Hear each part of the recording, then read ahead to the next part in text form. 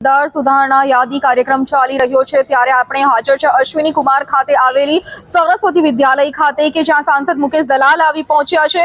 ભાજપ દ્વારા સ્પેશિયલી એક ઝુંબેશ પણ હાથ ધરવામાં આવી છે કે અલગ અલગ વિસ્તારની મુલાકાત લેવામાં આવી છે। બૂથ વાઇઝ તેમને કોઈ બીએલઓ ને કોઈ ત્યાંના કોઈ કર્મચારીને કોઈ સમસ્યા છે કે નહીં તેના માટે સ્પેશિયલી આજે સાંસદ મુકેશ દલાલે આ વિસ્તારની મુલાકાત લીધી છે। તો કયા પ્રકારનો માહોલ છે, કેટલા બૂથોનો સમાવેશ થાય છે તે તમામ માહિતી તેમની પાસેથી જ જાણવાનો પ્રયત્ન કરશું। જી શું કહેશો મુકેશભાઈ બાબતે? ચૂંટણી પંચના નિર્દેશ અનુસાર એસઆઈઆરની કામગીરી 4મી તારીખથી શરૂ થઈ ગઈ છે।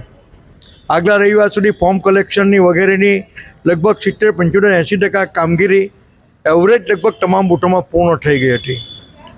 ગઈકાલથી હું પણ સુરત લોકસભા અંતર્ગત પડતા વિવિધ વિધાનસભાઓમાં વિવિધ મતદાન મથકો પર જઈને આ કામગીરી નિહાળી રહ્યો છું।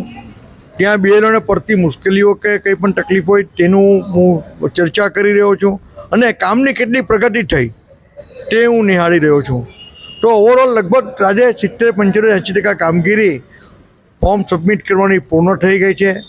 10-15% લોકો શિફ્ટ થઈ ગઈ કે ડેથ થઈ ગઈ હોય એટલે માંડ આજે 5-7% જેવી કામગીરી થોડીક બાકી હોય તેવું દેખાઈ રહ્યું છે। આજે સરસ્વતી વિદ્યાલયમાં ઉત્તર અને વરાછા વિધાનસભાના 5-5 બૂથો માટે હું અહીં મુલાકાતે આવ્યો છું। અમારી જોડે અહીંયાના કોર્પોરેટર છે, ભારતીય જનતા પાર્ટીના કાર્યકર્તાઓ છે અને ભારતીય જનતા પાર્ટી ઈચ્છે છે કે દેશમાં લોકશાહી મજબૂત બને, ક્લીન ઇલેક્શન થાય।